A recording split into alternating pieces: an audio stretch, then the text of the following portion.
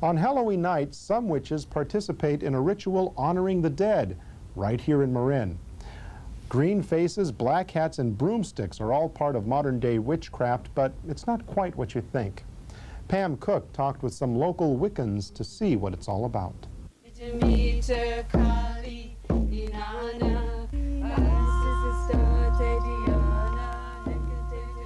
Calling the goddesses is part of a Wiccan ritual. In common terms, we call them witches.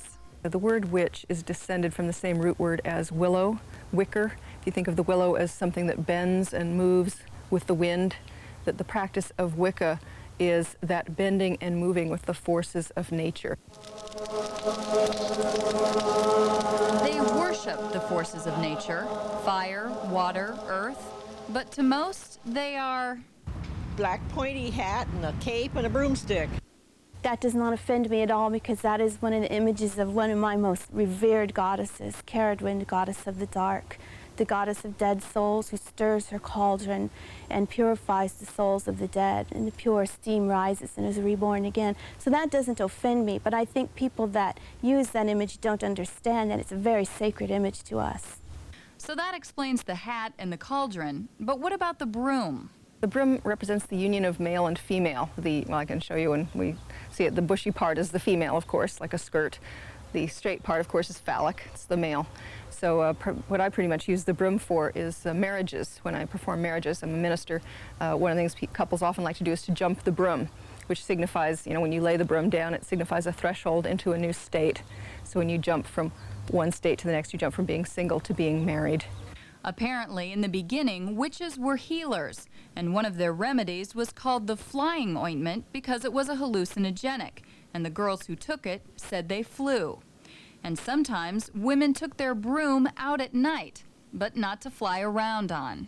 If they were physically going to a coven meeting, again, it was very dangerous, so sometimes they would sharpen the end of their broom that was hidden in the brushy part, and so it could be used as a weapon. So you would see women walking out at night with their broom. You can see how people made that conclusion. Some people believe that Halloween night is the time when the veil between the dead and the living is the thinnest. For some people, that's scary. But for people who practice witchcraft, that night is sacred. Remembering those who died on the Middle Passage. You can look around and see that things are falling asleep or dying, and that's when we honor death. Because without death, there is no life, and everything that lives feeds on death. So instead of being frightened of the dark or frightened of death, we have a holiday to celebrate it. But we get together and we sing songs about the dark, and we light candles in honor of beloved people that have passed before. And we do visualizations to get in touch with them. It's the time of year where we honor our beloved dead who have died and passed over. And we honor the death of the year and the time of darkness. In our tradition, we don't see the dark and the light as being in opposition. We see the dark and the light as being in harmony, like the seed that has to put roots in the dark earth before it can flower forth into the light, like the child that has to grow in the dark womb before being pushed into the light when it's ripe, like all of our dreams that have to gestate deep inside in the dark for a while before they're ready to be manifest in reality. So we see the dark as the place where all things begin. I don't know that I believe in witches, but whenever I think of a witch, I think of the Wizard of Oz. And I think of the good witch and I think of the bad witch. And I liked them both. Both the good and the bad witches throughout history have been associated with some kind of magical powers. Meadows dressed in green, she is seen. There were spells. Witches were healers. Wiccan, wise women, wise men. They were the healers of the community, of the village. They helped to deliver the babies. There were certain spells of way to remember certain herbal chants or ways to focus your attention on certain things that you want to happen. Ceridwen teaches people who follow Wiccan how to make things happen by setting up an altar with things that lead towards their goals, like finding a job or remembering a loved one. She says most houses have them. We just call them knick-knack shelves. This one is the talking stick that my current apprenticeship program is using. We all bring different objects to decorate it, and then we pass it from hand to hand when we're talking.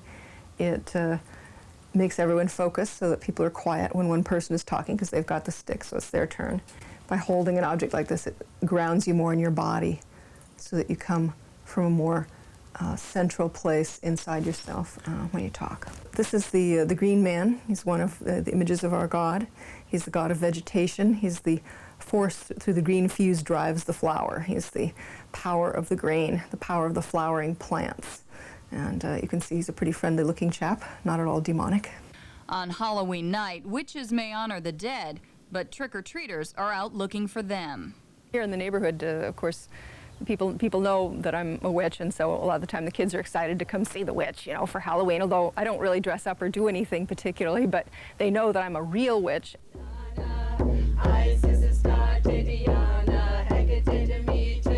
Who knows? Maybe there's a real witch in your neighborhood. Happy Halloween. Pam Cook for the Marin Report.